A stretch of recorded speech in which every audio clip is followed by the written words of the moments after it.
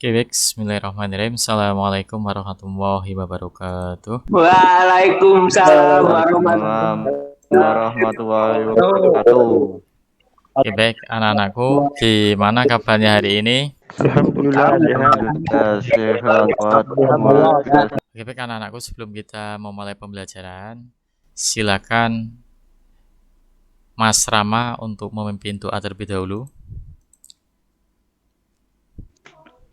Untuk mengawali kegiatan pada hari ini, mari kita berdoa dengan bersama-sama.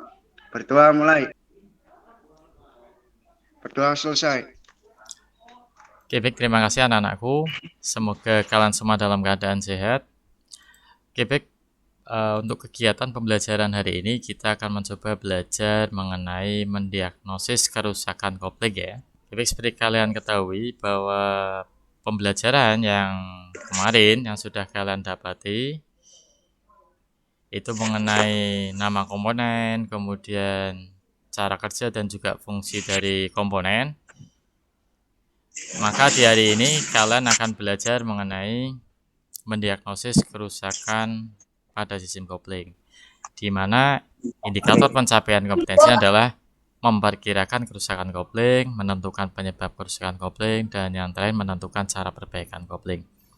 Untuk tujuan pembelajarannya, ini yang pertama, nanti kalian akan diperlihatkan tayangan slide ya, poin dan juga video. Nanti kalian mengamati, kemudian kalian akan mendiskusikan.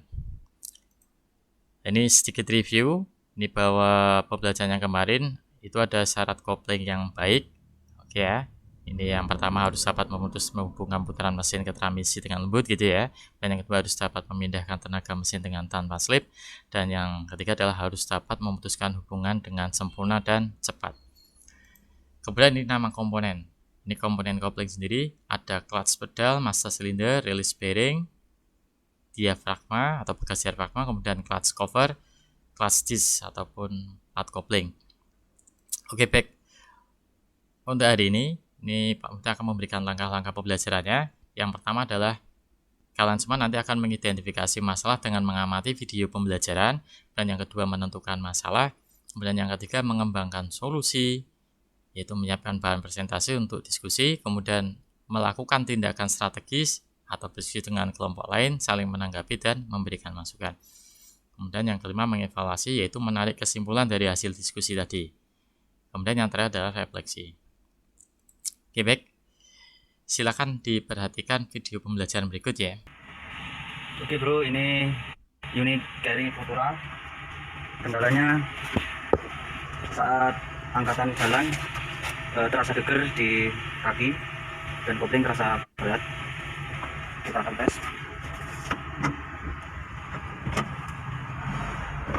Ya, getar ya seperti ini ya. Getar atau geger seperti ini.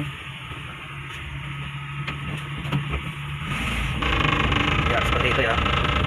Seluruh pil terasa bergetar saat angkatan jalan. Oke, baik anak-anakku sekalian, tadi kalian sudah melihat video pembelajarannya. Pak Miftah kasih gambaran bahwa video pembelajaran tadi itu kalian disuruh menganalisis di mana kejadiannya adalah ketika suatu kendaraan ataupun mobil mau dikendarai, ketika kopling diinjak itu terasa getar.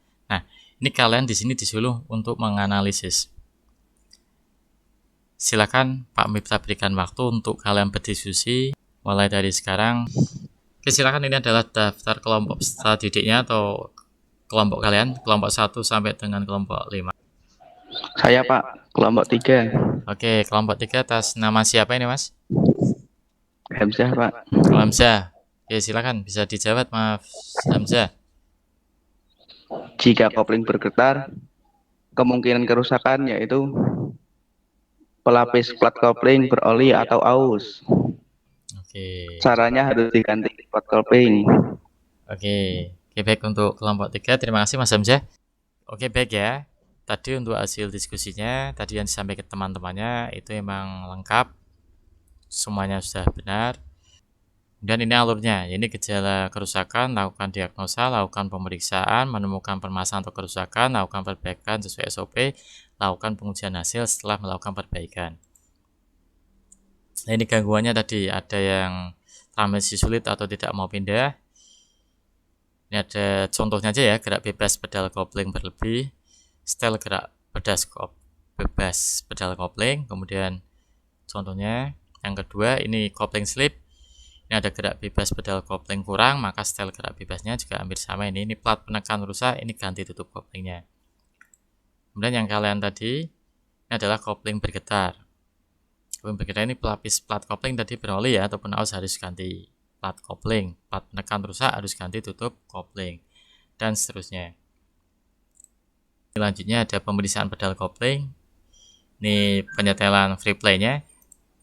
Kemudian ada pengecekan volumenya kopling sendiri, kemudian ada pemeriksaan master silinder kopling,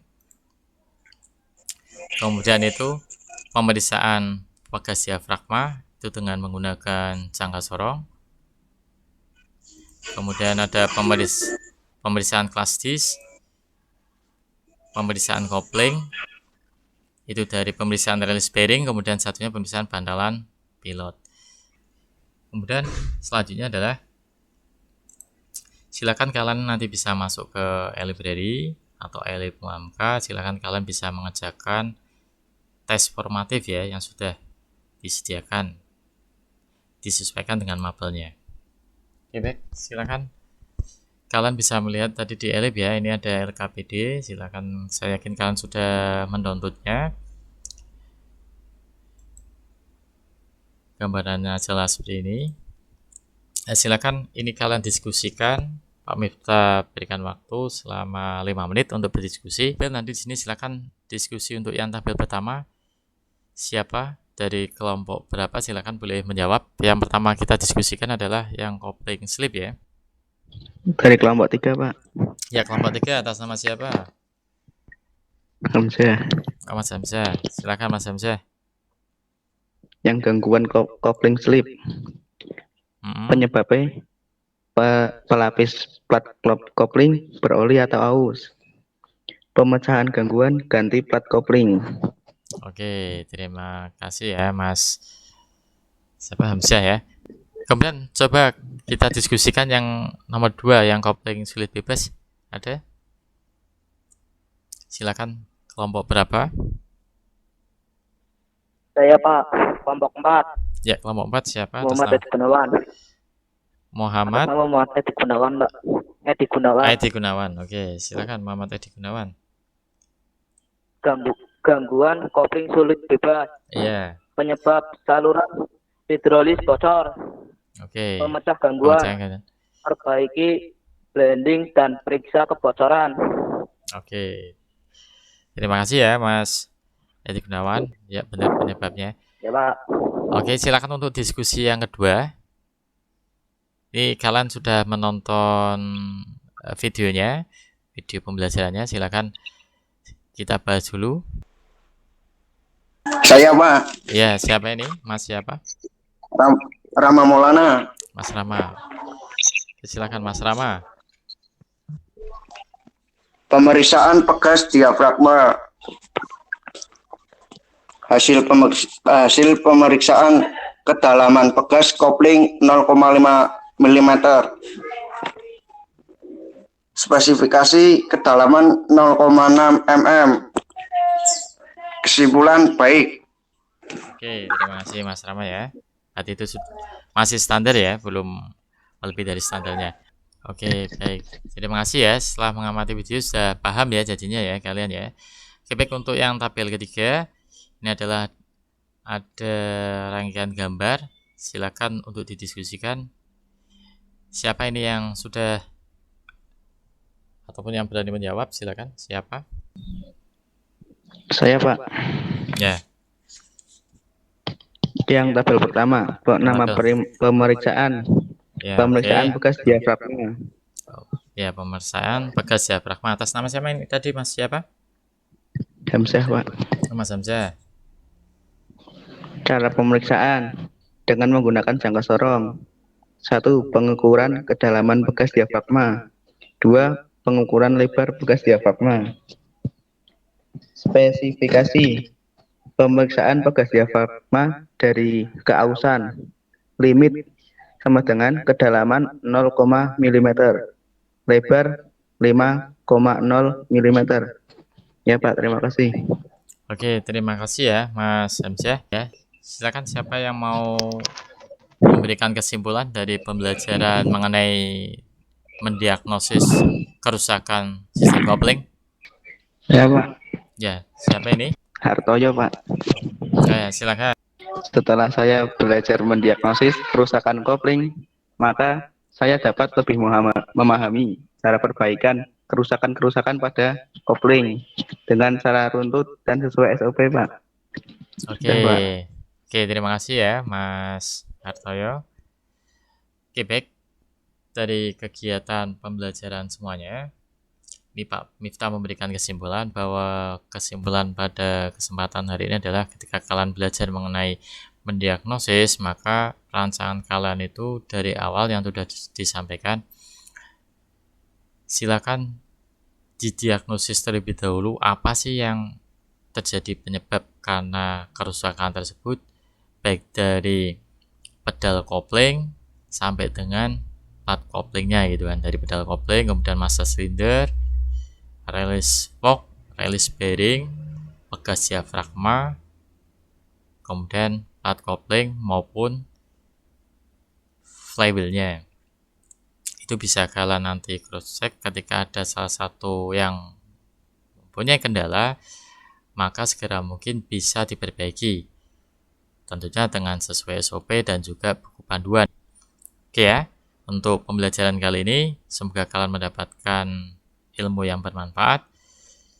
Untuk kegiatan minggu depan, kita akan belajar mengenai mendiagnosa kerusakan pada sistem transmisi manual. Oke, baik, untuk hari ini sebelum Pak Miftah akhiri, silakan salah satu dari kalian untuk menutup dengan doa. Untuk mengakhiri pelajaran hari ini, kita berdoa mulai. Berdoa selesai. Oke, baik, tetap jaga kesehatan dan tetap melakukan protokol kesehatan ya. Oke, baik. Terima kasih atas partisipasinya. Siapa? Pak Miftah akhiri. Akhir kalam. Wassalamualaikum warahmatullahi wabarakatuh. Waalaikumsalam warahmatullahi wabarakatuh.